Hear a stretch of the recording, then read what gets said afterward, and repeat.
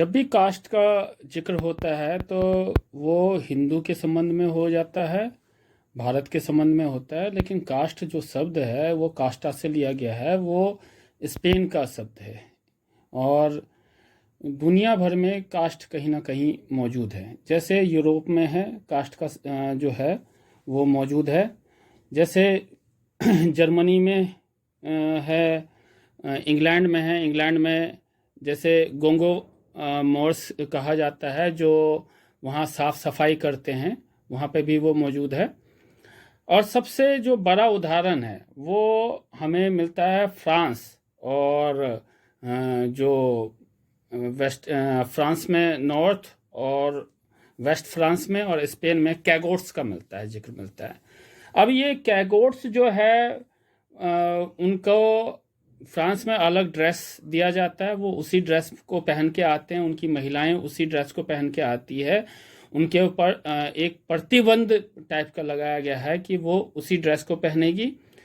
और ये बड़ा ही अजीब इत्फाक है, ये बड़ा ही अजीब वो है कि जो कैगोट्स जो शब्द आया है वो कास से आया है। कास मतलब डॉग, मतलब कुत्ता, और गोथ के डिस्केंडेंट ये माने जाते हैं। और लंबे समय तक इनका परसिक्यूशन हुआ, जबकि ये जो है क्रिश्चियंस हैं। और सबसे बड़ी बात ये कहा जाता है कि ये क्रिश्चियनिटी में सबसे पहले कन्वर्ट्स हुए हैं क्रिश्चियनिटी में। तो ये कहा जाता है कि जो इनके बाद वाले जो क्रिश्चियन थे वो इनसे ईर्ष्या करते थे, और जब वो कन्वर्ट हुए तो उन्होंने इन लोगों के ऊपर परसिक्यूशन स्टार्ट कर दिया। ये बहुत ही अजीब है कि लगातार इनके ऊपर परसिक्यूशन हुआ, लगातार इनके ऊपर जो है तरह तरह के जुल्म हुए। लेकिन जब कास्टिज्म की बात होती है, जब दूसरे चीज़ों की बातें होती है, तो भारत की तरफ तो देखा जाता है, लेकिन यूरोप के जो लोग हैं वो इन चीज़ों को नज़रअंदाज करते हैं कि उनके यहाँ पे सबसे जो खराब डिस्क्रिमिनेशन हुआ वो कैगोट्स का हुआ। और पूरी तरह से कैगोट्स के ऊपर परसिक्यूशन लगातार 8-9 सेंचुरी तक होता रहा। ये आप देखिए, ये कहाँ कहाँ पे रहते थे। ये फ्रांस का नक्शा है, और ये नॉर्दर्न स्पेन में ज़्यादातर इनका जो है पाए जाते हैं। और ये आप देख सकते हैं कि इनकी जो जगह का नाम होता है वो होता है, एक कहावत भी है, डॉन विद द कैगोट्स, मतलब कैगोट्स के ऊपर ये बड़े ही नफरत वाले अंदाज में रहते थे। अब हम आते हैं अल अकदम, जो एक अरेबिया का जो है साउथ में यमन है। यमन में 5 लाख से 35 लाख तक जो है इनकी आबादी है, यानी कि यमन के 14% आबादी जो है अल अकदम का।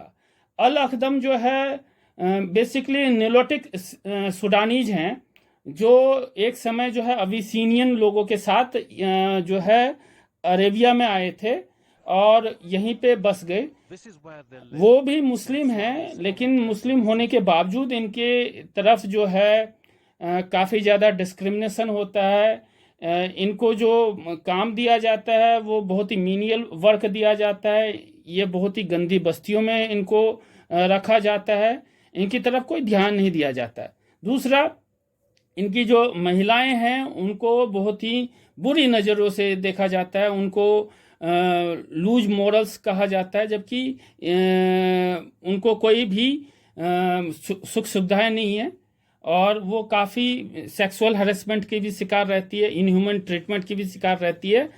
और ये बहुत ही आश्चर्यजनक बात है कि यदि ये स्वीपर का भी काम करते हैं या कुछ भी करते हैं तो इनको परमानेंट कॉन्ट्रैक्ट में नहीं रखा जाता, जबकि यमन में 6 महीने में जो है किसी को भी जो है परमानेंट कर दिया जाता है, लेकिन इनके साथ ध्यान नहीं दिया जाता है। इसमें यह कहा गया है कि clean your plate if it is जो है दिया जाता है।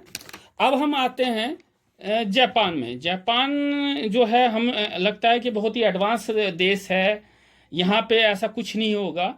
लेकिन जापान में बुराकुमिन करके जो है एक जाति है, वो बेसिकली जो है कसाई या जो चमड़े का कार्य करते हैं उनसे जुड़ी हुई है, और इनको भी बॉटम लाइन में दिया गया है सोशल हायरार्की में।